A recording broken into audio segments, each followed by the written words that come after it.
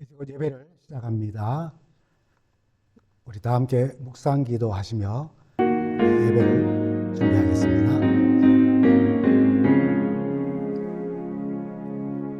오 주여 비오니 우리 마음과 생각을 은혜의 보좌로 이끌어 주 얼굴 뵙게 하소서. 우리의 생활의 변화를 심령의 활력을 주소서. 주의 앞에 성도들과 함께 이 순간 기도하게 하소서. 성도 여러분, 한 주간 잘 지내셨습니까? 오늘은 2026년 첫 안식일을 맞습니다.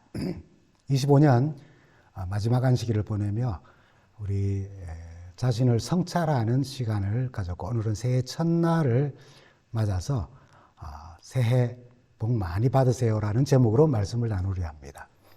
사실 우리 모두는 하나님의 축복을 이미 많이 받은 사람들입니다.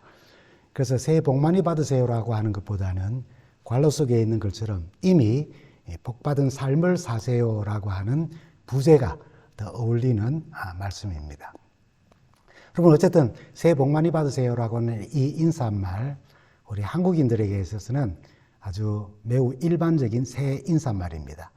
상대방에게 이 새해에 많은 행운과 좋은 일들과 축복이 임하기를 기원하는 인사말이지요. 우리가 흔히 말하는 그 만사 형통, 건강, 행복이 가득하기를 바라는, 그렇게 기원하는 우리의 따뜻한 마음을 담아서 전하는 표현이며 또 덕담이기도 합니다. 새해가 되면은 평소에 연락이 없던 사람들도 새해면은 복 많이 받으라는 인사를 카톡 등으로 보내죠. 그만큼 우리에게는, 한국인들에게는 아주 일반적인 인사말이기도 합니다. 사실 시간과 세월은 직선으로 흘러갑니다. 지나간 시간은 돌아오지 않습니다. 그런데 지구가 태양을 한 바퀴 도는 시간으로 연도의 기준을 만들어서 달력이라는 존재 덕분에 정기적으로 새해라는 시간을 맞이합니다. 마치 지구가 태양을 중심으로 한 바퀴 도는 것처럼 시간도 1년 주기로 다시 되돌아오는 것처럼 우리가 오해를 할 수도 있습니다.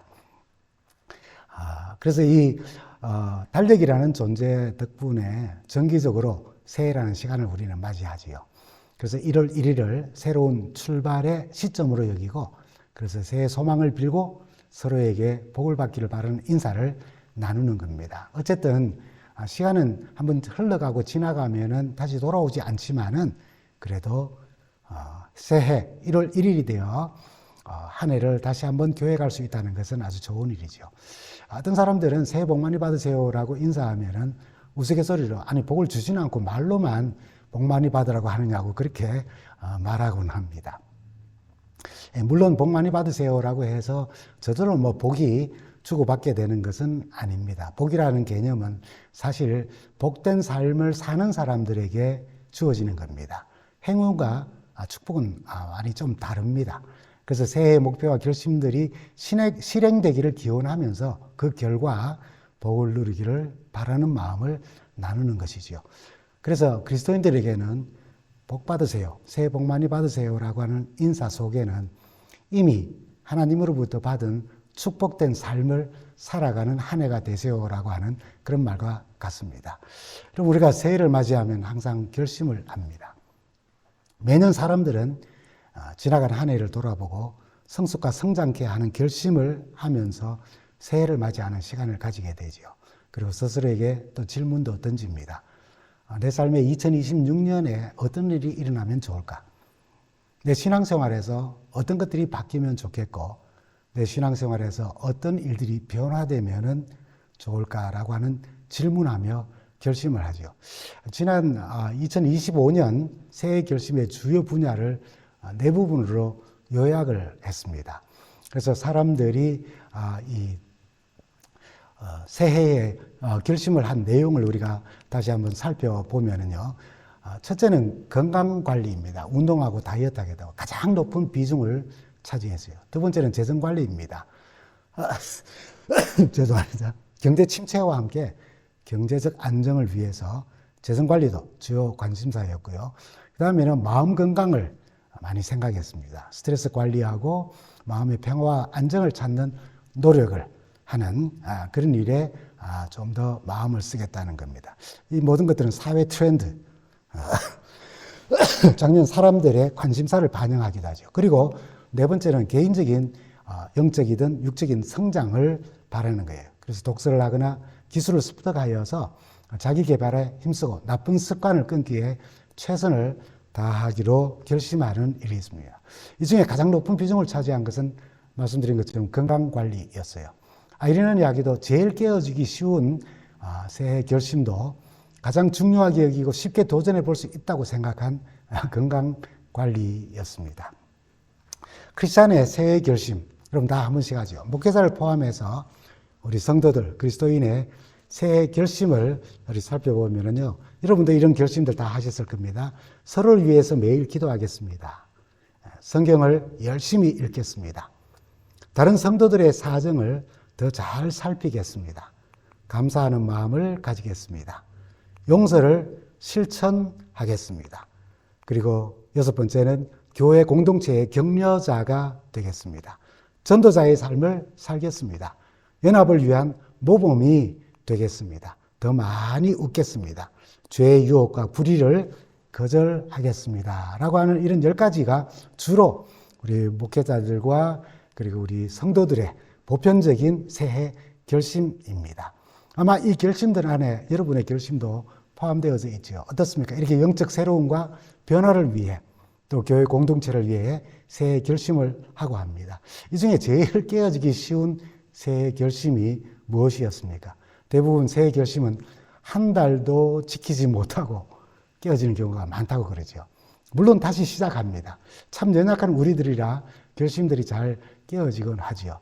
새해를 맞으면서 한 고등학교 교장 선생님이 교사들의 새해 결심을 적어서 그것을 게시판에 붙여 서로의 결심을 나누기로 하였답니다.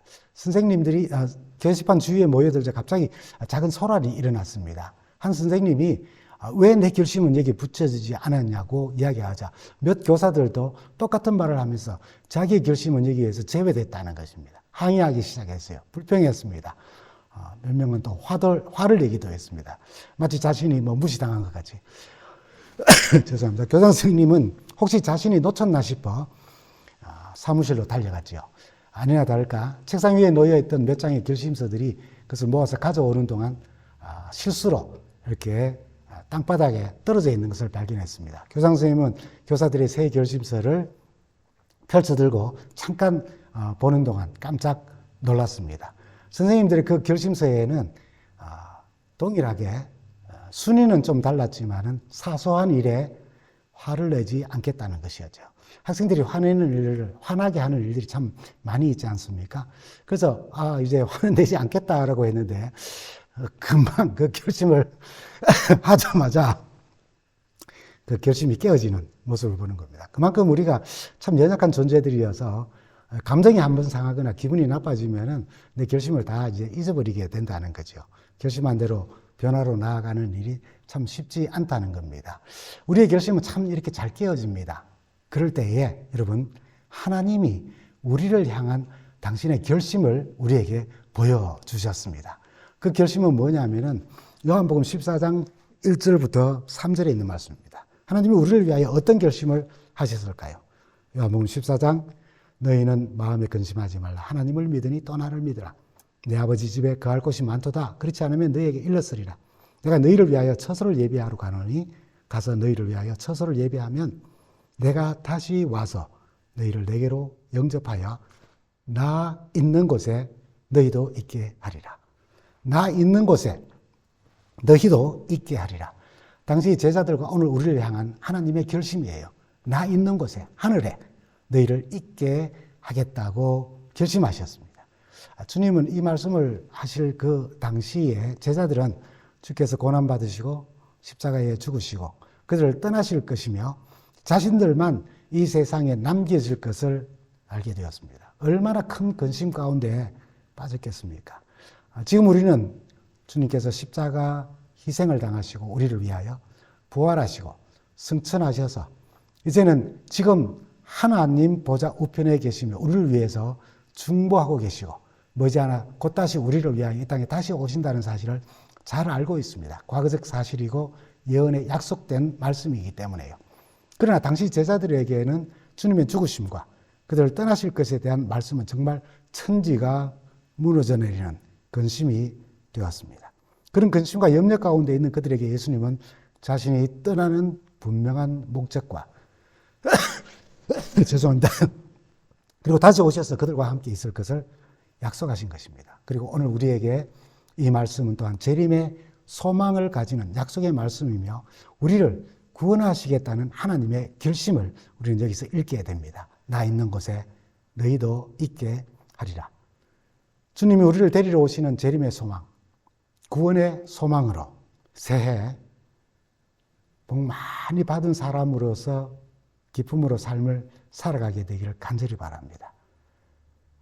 우리의 결심이 흐트러지고 무너진다 할지라도 우리를 향한 하나님의 결심, 나 있는 곳에 너희도 있게 하리라라고 하는 이 결심을 기억하면서 내 자신의 모습으로 낙담하지 말고 신앙생활에 하나님께서 주시는 축복으로 힘있게 신앙생활을 하는 복 많이 받으시는 한 해가 되기를 간절히 바랍니다. 또한 그 복을 절망 가운데 있는 사람들과 나누는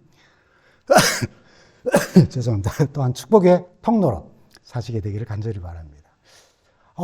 여러분 이 세상을 살면서 집 때문에 참 고민 많았죠. 집을 이미 사신 분들도 계시지만 아직 이제 집을 구입해야 하는 분들도 있습니다. 염려가 되어요. 근데 우리 주님은 내 아버지 집에 거할 곳이 많다고 말씀하셨어요. 집 때문에 걱정 많이 하셨습니다.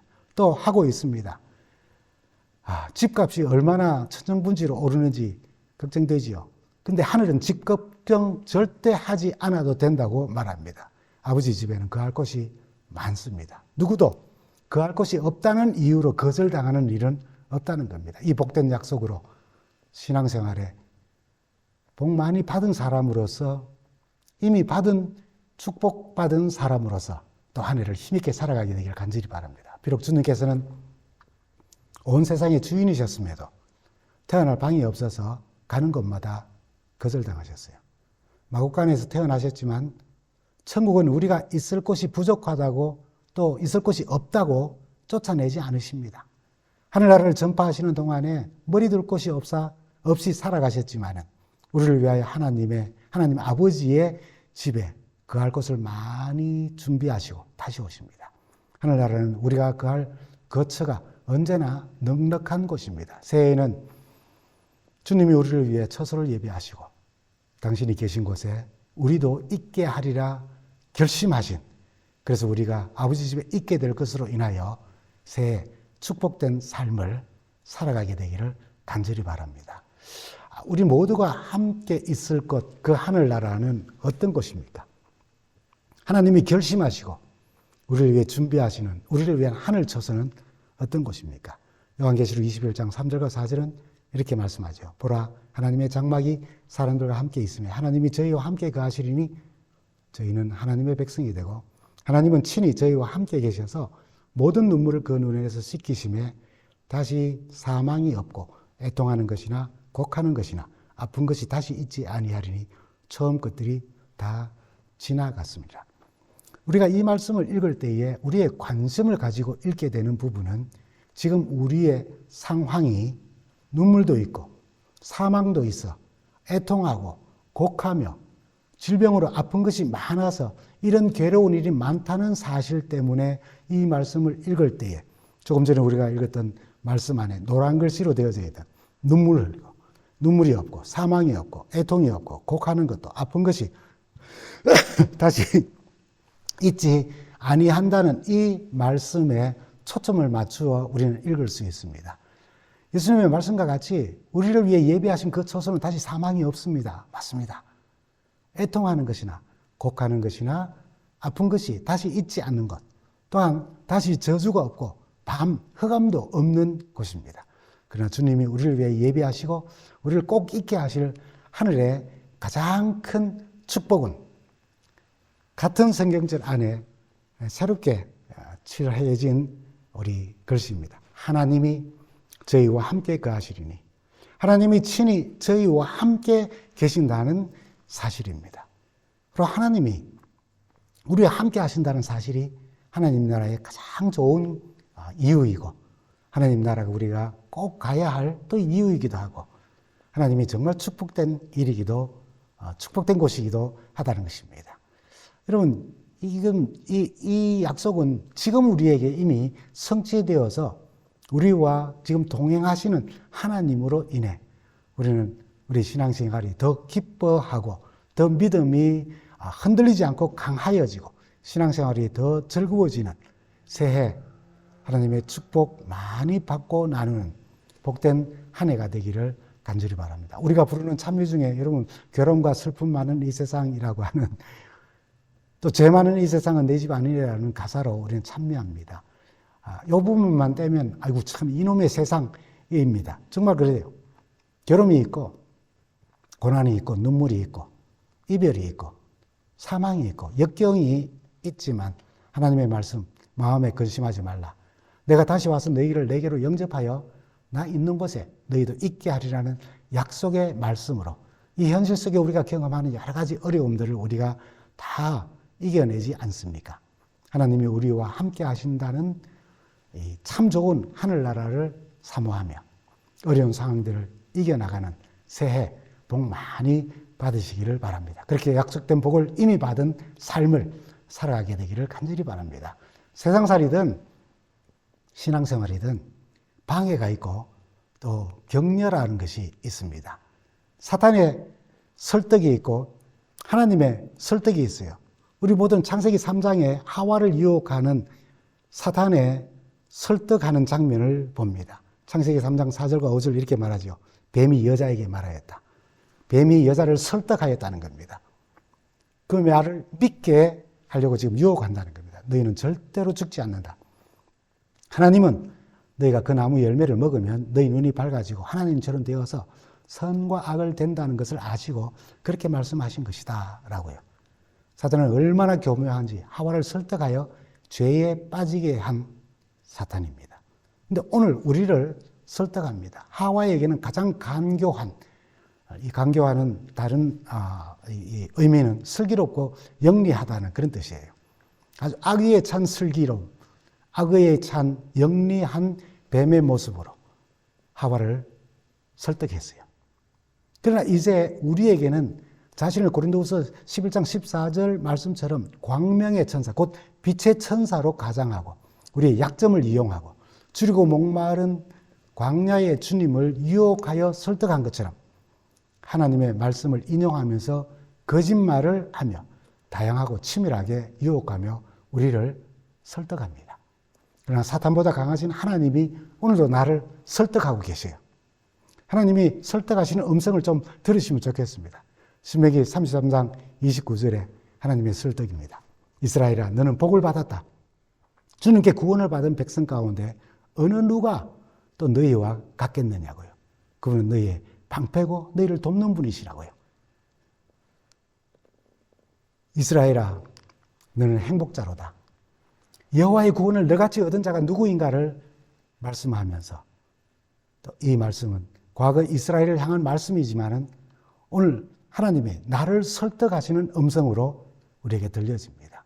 사탄도 우리의 마음속에 계속 우리를 설득하지만은 하나님이 당신의 말씀으로, 약속의 말씀으로 우리를 설득하시고 과거의 역사를 통하여서 죄된 우리를, 또 특별히 이스라엘을 얼마나 사랑하시고 구원하시고 인도하셨는지를 통하여서 오늘 우리를 설득하시는 음성으로 들려지는 겁니다. 구약 이스라엘을 그렇게 사랑하시고 인도하신 것처럼 너희도 행복자이며 너 같은 구원을 받은 네가 세상에 누가 또 있냐고 우리에게 깨닫도록 설득하시는 말씀입니다. 세상에서 가장 행복한 사람은 바로 나이며 우리여야 한다고 설득하시며 말씀합니다. 사탄은 내가 행복자가 되기에는 문제가 많다고 설득합니다. 네 자식들 보라고, 네 남편 보고, 네 아내를 보라고. 그게 무슨 행복한 너희 가정이냐고. 너희 직업도 또 건강에도 문제가 있지 않냐고. 행복자 아니라 불행자라고 받아들이도록 우리를 계속 설득합니다. 성경을 통해 하나님께서 무엇이라고 말해도 뭐라고 정의를 내려도 사탄은 우리의 불완전한 삶과 신앙을 보라면서 지금 신앙하며 살아가는 모습이 무슨 행복자의 삶이냐고 우리를 설득합니다. 그래서 하나님을 떠나게 해요. 불만을 가지게 합니다. 문제에 매여 사는 모습을 보면서 너처럼 그렇게 힘들게 사는 사람이 무슨 행복자이며 복받은 자냐고 생각하도록 우리를 설득합니다.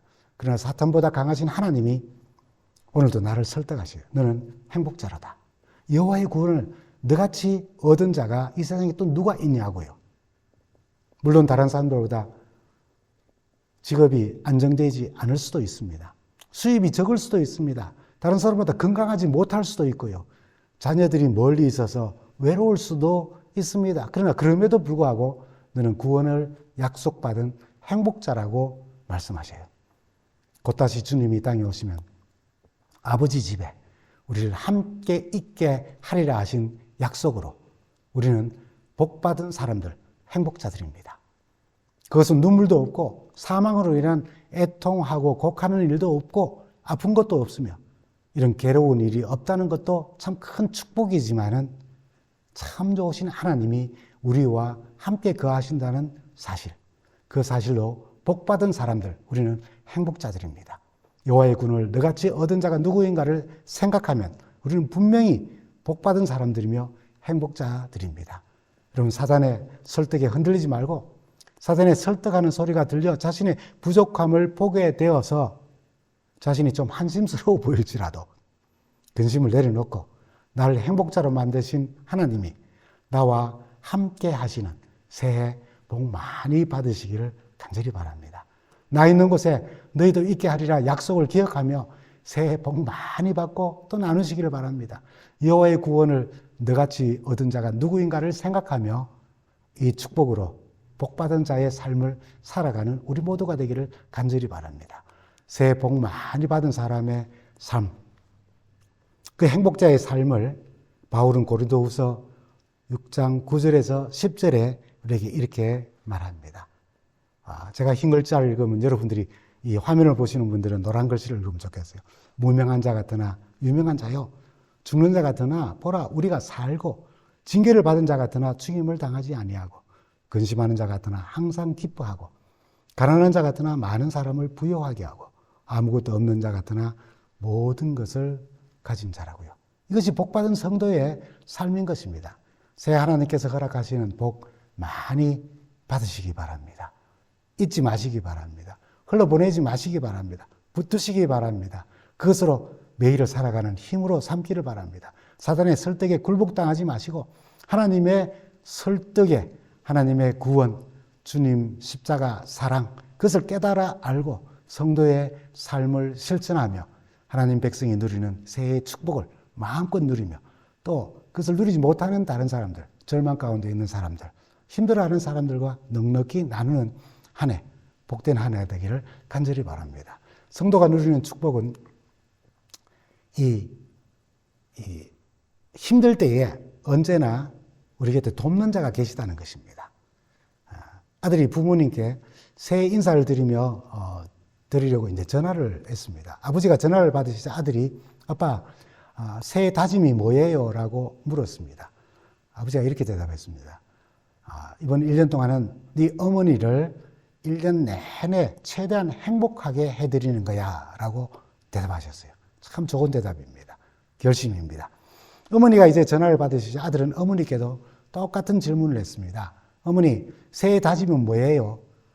똑같은 질문을 하자 어머니는 내 다짐은 네 아빠가 새해 다짐을 잘 지키도록 하는 거야 라고 대답하셨습니다. 죄송합니다. 이런 우스갯소리가 있다는 것은 우리의 새해 다짐은 참 잘 무너지기 쉽다는 말을 하고 싶어 이런 이야기를 만들었을 겁니다. 그러나 기억하십시오. 하나님을 향한 우리의 결심이 무너지더라도 우리를 향한 하나님의 결심은 절대로 무너지지 않습니다. 오히려 우리의 감정이 좀 상하여서 하나님의 결심이 있음에도 우리의 결심이 무너질 때에 이 우스갯소리의 어머니처럼 우리의 결심을 돕는 분이 계시다는 거예요. 성도의 큰 축복 가운데 하나는 항상 우리를 돕는 자가 계시다는 겁니다. 우스갯소리지만은 이 어머니 같은 성령께서 우리를 도우셔서 우리의 결심이 흐트러지지 않게 하십니다. 그 성령 하나님은 우리를 어떻게 도우시나요?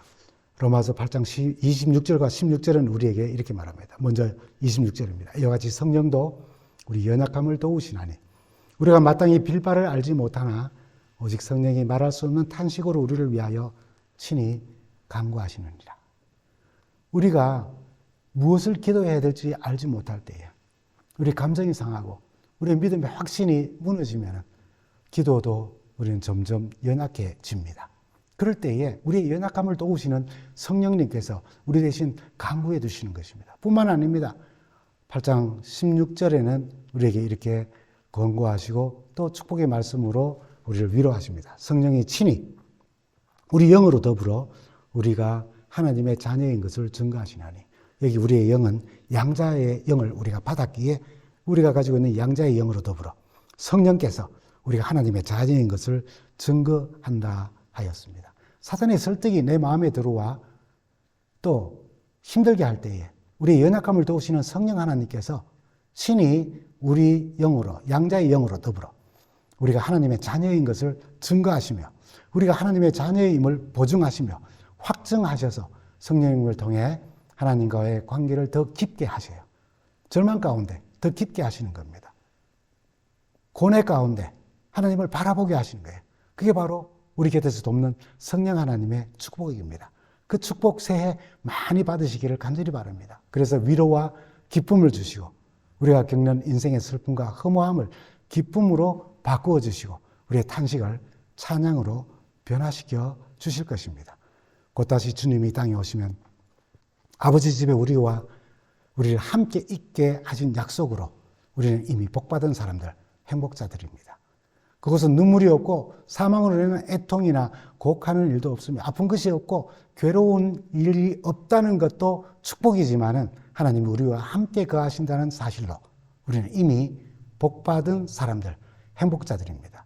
여호와의 구원을 너같이 얻은 자가 누구인가 생각하면 우리는 분명히 복받은 행복자들입니다. 새해에도 참 좋으신 우리 하나님이 우리와 함께 하심으로 이 축복으로 기뻐하며 새해 복 많이 받으시고 행복자의 삶을 살아가게 되기를 간절히 바랍니다. 나 있는 곳에 너희도 있게 하리라 하신 그 약속, 하나님의 결심을 기억하시고 하나님의 결심은 절대로 흩어지지 않는다는 사실을 기억하시고 새해 복 많이 받으시고 나누시기를 간절히 바랍니다. 여호와의 구원을 너같이 얻은 자가 누구인가를 생각하며 그 구원으로 새해 복 많이 받으시는 우리 모두가 되기를 간절히 바랍니다. 성령께서 매 순간 나를 도우신다는 사실을 기억하며 새해 복 많이 받으시고 그 축복 다른 사람과 나누게 되기를 바랍니다. 이 놀라운 하나님의 축복들을 많이 받고 나누면서 곧 다시 오시는 우리 주님을 뵙기를 간절히 바랍니다. 감사합니다.